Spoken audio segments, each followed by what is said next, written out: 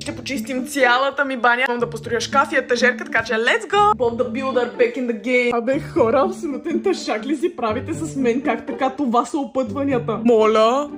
Какво за бога е това? Да, знам, че строих доста мебели последните няколко дни, но това трябва да ми говори нещо. Не знам дали се личи на този таймлапс, но буквално през цялото време се смях от отчаяние. Хора, този скапан шкаф е крив! Виж го! Иу! Какво е това? Много се надявам да се събере в банята ми.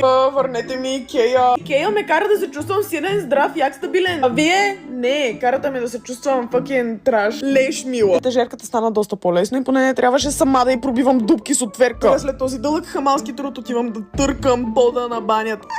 When will it end? Първо събрах абсолютно всичко от банята, преди да й ударя една злобна пароструйка. Хора, моята бавност е специален случай. Нанасяйки се тук преди 2 години, видях тази дървена